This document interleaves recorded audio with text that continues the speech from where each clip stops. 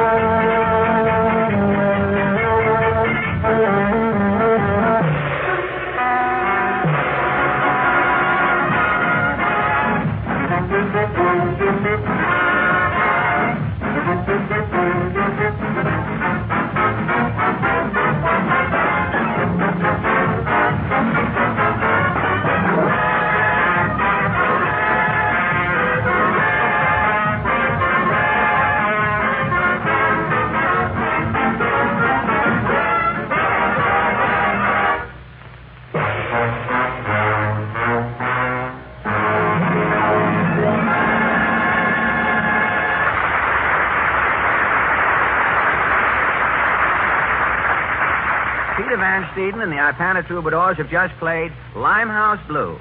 And now, ladies and gentlemen, you didn't expect to meet... Hello again. This is Jack Benny talking. Will you get away from here? Is this Wednesday night or not? Well...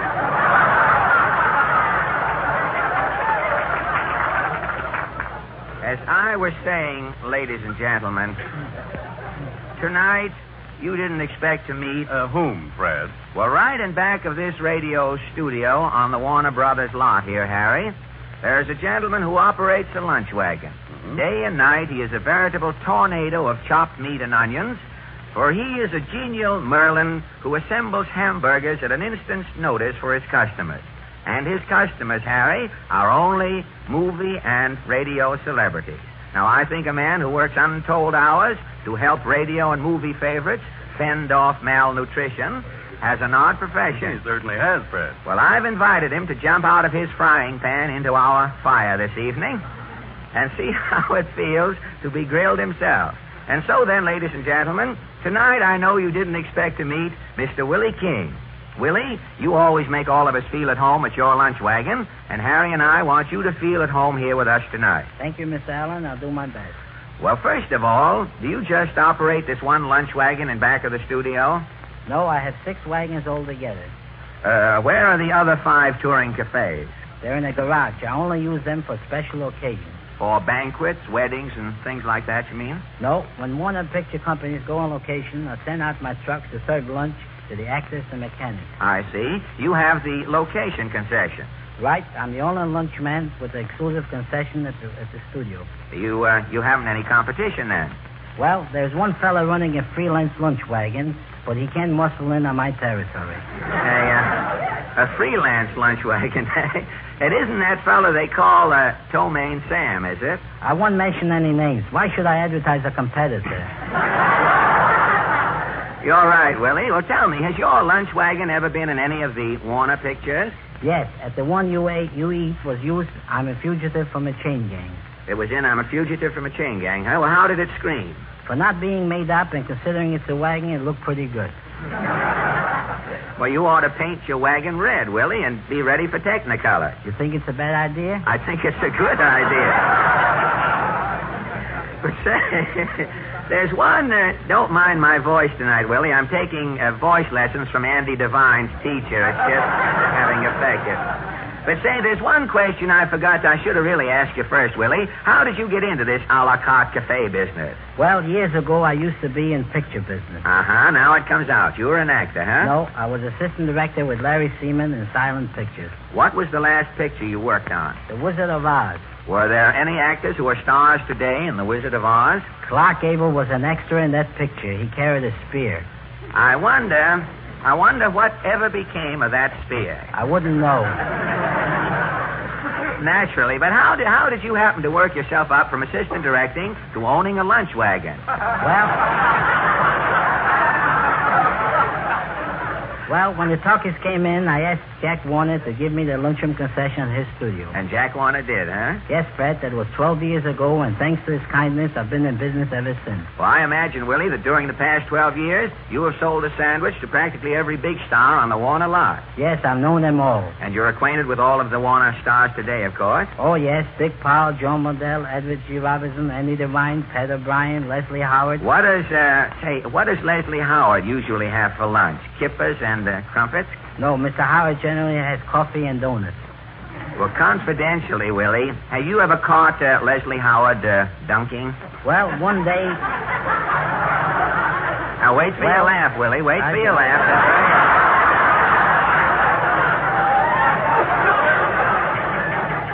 Well, one day when he was drinking his coffee, I did hear a splash. You heard a splash while Mr. Howard was drinking his coffee. Was Les dunking? No, his wristwatch fell in his coffee. Well, who else bolts calories at your table-d'hote trailer? Ruby Keeler. Does Ruby like your hamburgers? She says they're the best in town. No kidding, huh? Is Al, what's his name, her husband, Al, that fella, is he a hamburger addict? No, Al generally takes his steak smothered in ketchup. What about Betty Davis? Miss Davis is crazy about potatoes. Potatoes?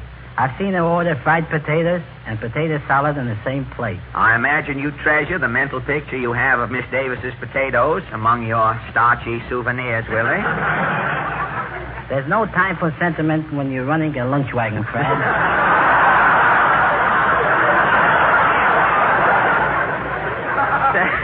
Say, I've forgotten one of Warner Brothers' most important stars, Willie. Have you ever served Paul Muni? Sure, but I have trouble recognizing him. He looks so different in every picture. You've never chased Mr. Muni away from the wagon, have you? No, but once when he was making Louis Pasteur, I kept him waiting a half an hour. I didn't recognize him with his beard on. Did Mr. Muni stop in for lunch at Emil Zola? Every day. I'd like to have seen Zola eating a hamburger. Say, if they're good enough for Paul Muni, they're good enough for Zola. You've been catering to movie folks so long, Willie. Tell me, who eats more, the stars or the extras? Well, the extra usually. Lots of the stars are dieting while they're working. Have you ever witnessed any unusual gluttony at your wagon? Once I saw Barton McLean eat 5 steak sandwiches in a row. 5 steak sandwiches, one after. Is that an all-time vitamin record? No. I think Al Dubin, the songwriter, holds the record. Oh, I've seen Al. He's a pretty big boy. Al must weigh about 250. I know. I heard they offered him a job as a stand-in over at the Elysian Mountain until they get the runaway part. Till they get the runaway part back in place. What did Al eat the day he broke your record? As I recall, Al had 2 ham sandwiches, 2 hot dogs, 2 hamburgers, salami sandwich with ice cream, and plenty of coffee and tea in between. What did Al say when he finished? It wasn't a word. I get it.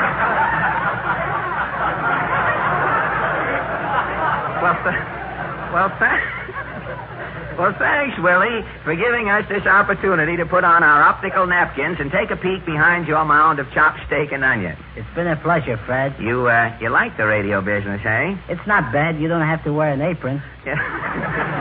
I know, but you found the secret of success in your own business, Willie. You've hitched your lunch wagon to a movie star. And the Warner Brothers. Right. Every sandwich a Warner Brother production. Now, before you go, is there a word of encouragement or advice you'd like to give to any youngsters who might be thinking of going into your business? Only this, Fred. If you're going to be a success making hamburger sandwiches, you've got to make both ends meet. Meat as in hamburger, I see. Well, good night and thank you, Willie King.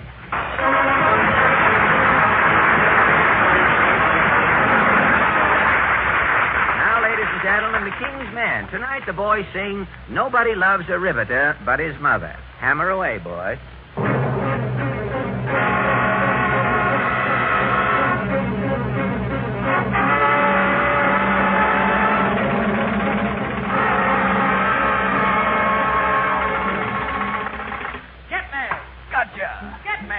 Gotcha. All for one and one for all. That's how us girls play basketball. Get me. Gotcha. Get me. Gotcha. That's how I earn me weekly check. With a hammer on me shoulder and a girder around me neck.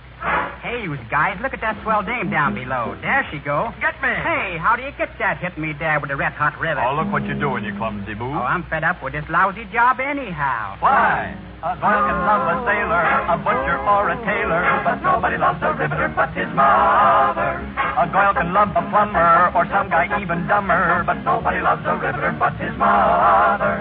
She'd love a crook who'd break into a jewelry shop. If she's a cook, she'd even love a cop on earth. But when we start to rivet, no woman cannot live it, so nobody loves a riveter but his mother.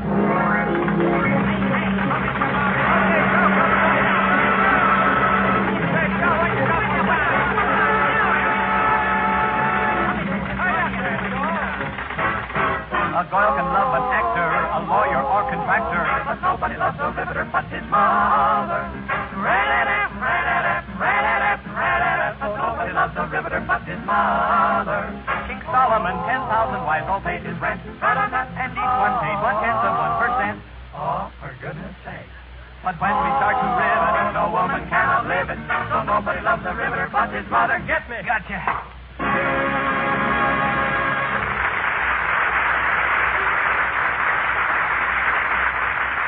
Thank you.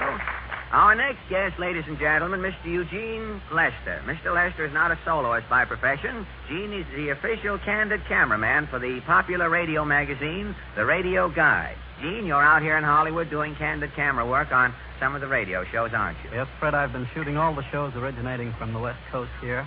You have, huh? What shows have you done recently? Well, so far I've done the Hollywood Mardi Gras, the Burns and Allen show, Phil Baker, and then I think that fellow sitting over there in the corner was on one of them. Oh, Mr. Benny? That's the one. Yeah, that's the one. Well, you'll know as soon as you get the things developed.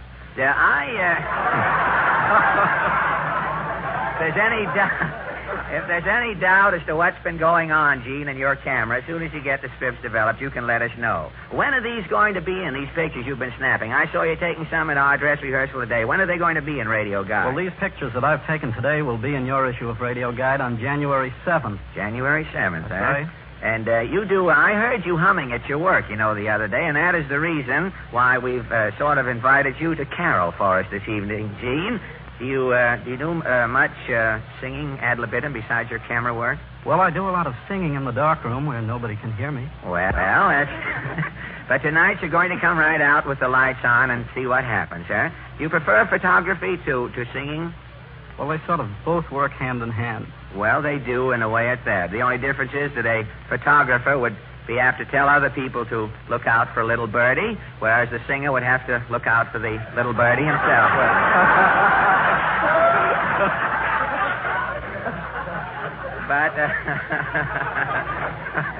But all right, Gene, I guess we have exhausted the fun for the moment. We mustn't be too funny now because Mr. Benny is coming along with a wham shortly.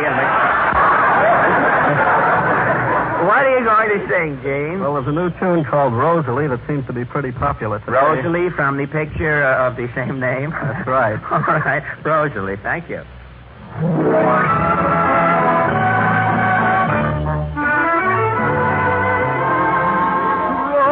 Rosalie, my darling, Rosalie, my dream.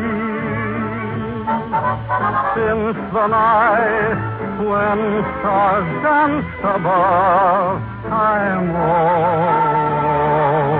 so much in love, dear Rosalie, have mercy. Rosalie,